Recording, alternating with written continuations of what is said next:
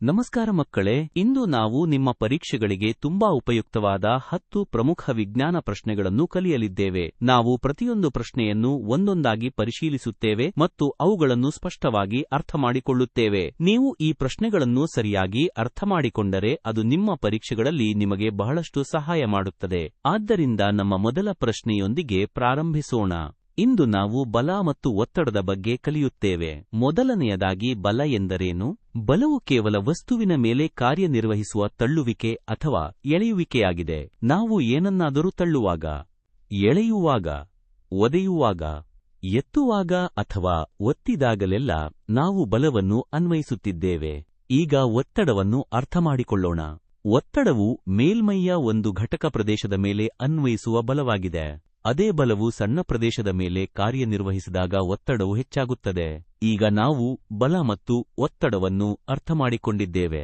ಈಗ ಬಲದ ಪರಿಣಾಮಗಳನ್ನು ಒಂದೊಂದಾಗಿ ನೋಡೋಣ. ಒಂದು ಬಲವು ವಸ್ತುವಿನಲ್ಲಿ ಅನೇಕ ಬದಲಾವಣೆಗಳನ್ನು ಉಂಟುಮಾಡಬಹುದು. ಬಲದ 4 ಪ್ರಮುಖ ಪರಿಣಾಮಗಳನ್ನು ನೋಡೋಣ. ಮೊದಲನೆಯದು, ಬಲವು ವಸ್ತುವಿನ ಆಕಾರವನ್ನು ಬದಲಾಯಿಸಬಹುದು.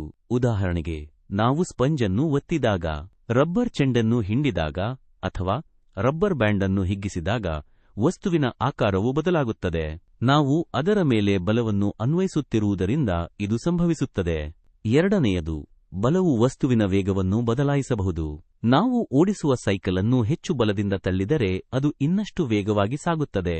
ಆದರೆ ನಾವು ಬ್ರೇಕ್ ಹಾಕಿದರೆ ಸೈಕಲ್ ನಿಧಾನಗೊಳ್ಳುತ್ತದೆ. ಹೀಗಾಗಿ ಬಲವು ವೇಗವನ್ನು ಹೆಚ್ಚಿಸಬಹುದು ಅಥವಾ ಕಡಿಮೆ ಮಾಡಬಹುದು. ಮೂರನೆಯದು, ಬಲವು ಚಲನೆಯ ದಿಕ್ಕನ್ನು ಬದಲಾಯಿಸಬಹುದು. ಒಂದು ಫುಟ್ಬಾಲ್ ಅನ್ನು ಕಲ್ಪಿಸಿಕೊಳ್ಳಿ. ಒಬ್ಬ ಆಟಗಾರನು ಚೆಂಡನ್ನು ಒದೆಯುವಾಗ ಅದರ ದಿಕ್ಕು ಬದಲಾಗುತ್ತದೆ. ಈ ಬದಲಾವಣೆಯು ಚೆಂಡಿಗೆ ಬಲವನ್ನು ಅನ್ವಯಿಸುವುದರಿಂದ ಆಗುತ್ತದೆ. ನಾಲ್ಕನೆಯದು, ಬಲವು ವಸ್ತುವನ್ನು ಚಲಿಸಲು ಪ್ರಾರಂಭ ಮಾಡಿಸಬಹುದು ಅಥವಾ ನಿಲ್ಲಿಸಬಹುದು. ಒಂದು ಸ್ಥಿರ ವಸ್ತುವಿಗೆ ಬಲವನ್ನು ಅನ್ವಯಿಸಿದಾಗ ಅದು ಚಲಿಸಲು ಪ್ರಾರಂಭಿಸುತ್ತದೆ. ಉದಾಹರಣೆಗೆ, ನಾವು ಒಂದು ಪೆಟ್ಟಿಗೆಯನ್ನು ತಳ್ಳಿದಾಗ ಅದು ಚಲಿಸಲು ಆರಂಭಿಸುತ್ತದೆ. ಅದೇ ರೀತಿ ನಾವು ಗುಂಡಾಗಿ ಉರುಳುತ್ತಿರುವ ಬಾಲ್ ಅನ್ನು ಕಾಲಿನಿಂದ ನಿಲ್ಲಿಸಿದಾಗ ಬಲವು ಅದರ ಚಲನೆಯನ್ನು ನಿಲ್ಲಿಸುತ್ತದೆ. ಹೀಗಾಗಿ ಈಗ ನಾವು ಬಲ ಎಂದರೇನು ಮತ್ತು ಅದರ ವಿವಿಧ ಪರಿಣಾಮಗಳನ್ನು ಸ್ಪಷ್ಟವಾಗಿ ಅರ್ಥಮಾಡಿಕೊಂಡಿದ್ದೇವೆ. ಬನ್ನಿ ಅವನ್ನು ಬೇಗನೆ ನೆನಪಿಸಿಕೊಳ್ಳೋಣ. ಬಲವು ವಸ್ತುವಿನ ಆಕಾರವನ್ನು ಬದಲಾಯಿಸಬಹುದು, ವಸ್ತುವಿನ ವೇಗವನ್ನು ಬದಲಾಯಿಸಬಹುದು, ಚಲನೆಯ ದಿಕ್ಕನ್ನು ಬದಲಾಯಿಸಬಹುದು, ವಸ್ತುವನ್ನು ಚಲಿಸಲು ಪ್ರಾರಂಭ ಮಾಡಿಸಬಹುದು ಅಥವಾ ನಿಲ್ಲಿಸಬಹುದು. ಇವು ಬಲದ 4 ಪ್ರಮುಖ ಪರಿಣಾಮಗಳು.